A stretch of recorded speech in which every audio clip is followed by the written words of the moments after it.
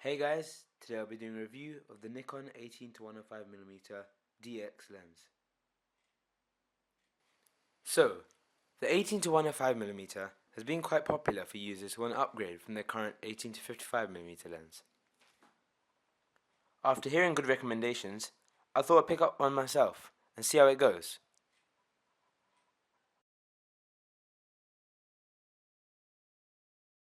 So if we look in the front here, we see that we have, say, the lens cap off, and we have the glass here, the elements.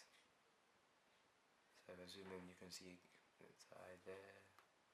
Yeah, you have the front, you have the lens hood, which you have threads on over around here, around the edge, and this just, you have to line the dots and then it just clips in. The Nikon HB lens hood over there, whatever. Yeah, then you have the zoom ring around here. It's a good comfortable grip, which you can reuse to rotate. The lens extends. Yeah, then you have the manual focus ring, which you can use and you just turn and it changes the focus. Talking about focus, you have the manual and autofocus switch. One thing to note that if you're in autofocus mode, you can still turn the manual focus ring and it still works. It's got full override, so there's no need to switch it to manual focus. You can use manual focus anytime you want. Then you have the VR. It's not VR2, but it's still VR and it's pretty good. You have the on and off switches here.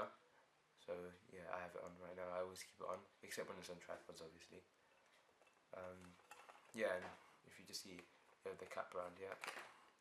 It's a plastic mount, so you have to try and be careful. It's not as good as the high-end ones. No metal mount. Here you have the contacts here, so to allow it to send information to the camera and stuff.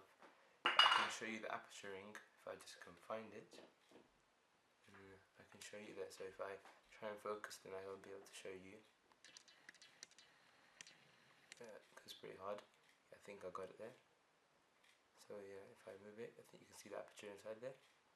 So that's something like f3.5, and that'll be like, I don't know, f22, f39, something like that. But you can see it's opening and closing there.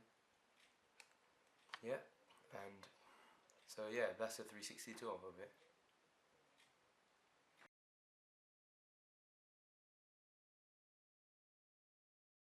The build quality of this lens is okay. It's not really amazing like high-end lenses. Most of it is just plastic. So look at the lens hood, plastic. All the layering around the glass, plastic. All the shell over here is plastic, as I showed you before. If you open this, the mount is also plastic. So you have to be really careful with the mount, because if you're holding it and if your camera drops like this, the camera might just fall off and the mount might go with the camera and you'll have just the other half of the lens left, so you might want to be careful with that. It's okay for day-to-day use, but if you're really doing like extreme weather or something like that, because it's not weather sealed at all, it might be really hard, so you might want to just be careful. But for day-to-day use, it should be okay.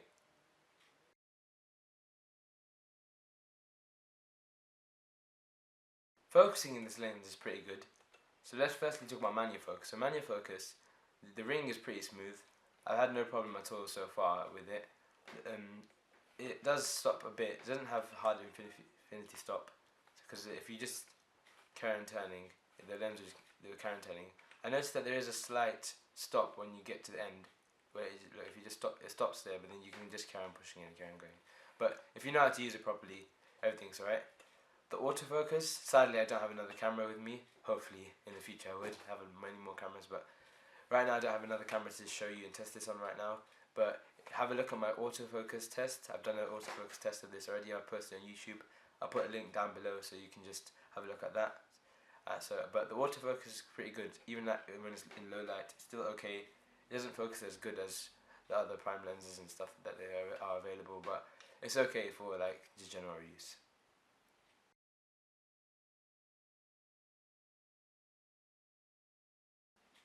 I'm pretty happy with the image quality of this lens.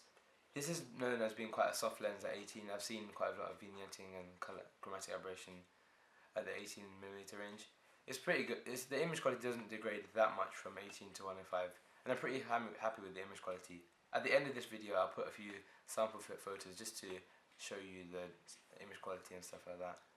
I'll do pictures from 18 all the way to 105, just so you can see how the image quality changes across the whole range.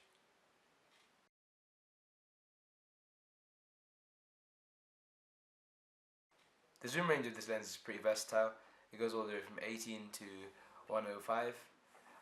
Last week I went to the Ed Sheeran concert at Wembley Stadium, and I was literally in the last row, and I was still able to zoom in and get decent images of him on the stage.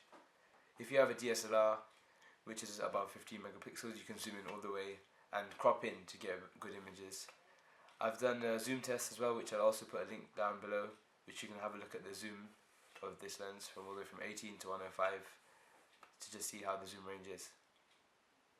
One thing I let everyone to keep in mind is I'm just a beginner. I'm not a professional photographer, so I wouldn't really know the really detailed points about this. I know all the specs and stuff. I know I can take decent pictures with it, but I wouldn't know how to analyze the images as good as professionals. I might be saying that this lens is amazing, and a professional might say it's rubbish. So this is just my opinion. Obviously opinions vary, everyone has their own opinion, so this is what I think of this lens. I think it's a pretty good lens, and yeah, it's up to you how you actually see this lens and how you'd actually grade it. So yeah.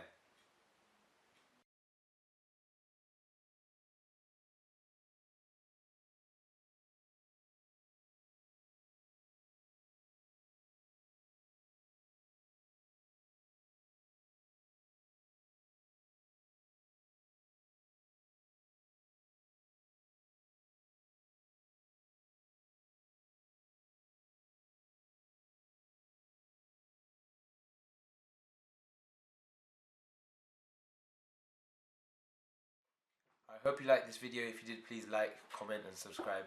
I know it's a bit late. When I did the unboxing I said that that'll be the next video. I posted quite a few videos after that, so sorry it's a bit late, but it's out now, so please like, comment and hope you enjoyed this video, and please stay tuned for much more like this.